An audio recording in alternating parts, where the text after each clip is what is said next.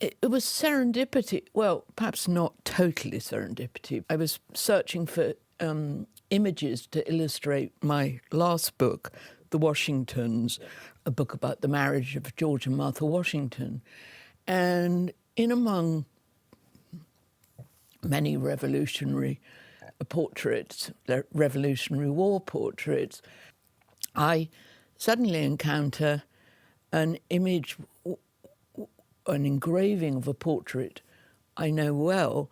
It's a portrait by Alan Ramsay of Flora Macdonald, this Scottish heroine of the Jacobite Rising, or the 45, as it's known in Scotland, the Jacobite Rising against the Crown of 1745. But that portrait I knew was painted roughly in 1747, 1749. So what was it doing in a...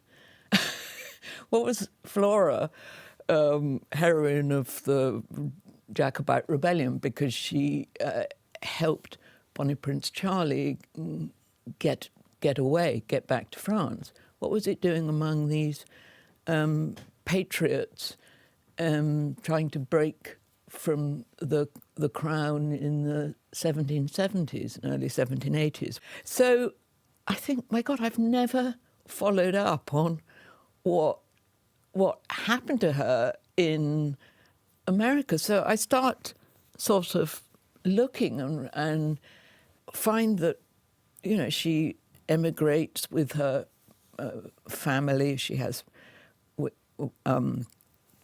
husband and 5 sons and 2 daughters too. They emigrate to North Carolina and buy they're economic migrants, so they buy a steading or 2 small farms way up the Cape Fear River in North Carolina. So, you know, that seems like life will be good.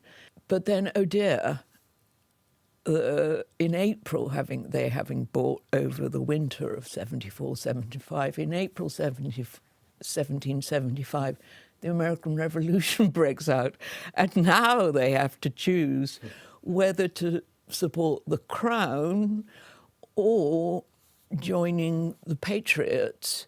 That is the dilemma. Do you become a patriot or a loyalist when you've only just arrived and all you want to do is build a life and find some economic stability? Exactly. And get away from everything that you were trying to get away from back in Scotland? Yeah, and so I thought, this is so fascinating that I must write this book. And indeed, I was named after her. She was very much a local heroine in Inverness, where I grew up, and her statue is outside Inverness Castle.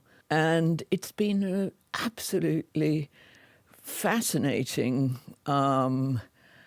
if you like, an Atlantic voyage, because her story as a young woman lies all on the Atlantic coast of Britain, in the Western Isles and the west coast of Scotland. And then as a matron of 50, her life is on the east coast of America. So she has this extraordinary bicoastal life in which she navigates history and 2 wars, in effect, 2 civil wars,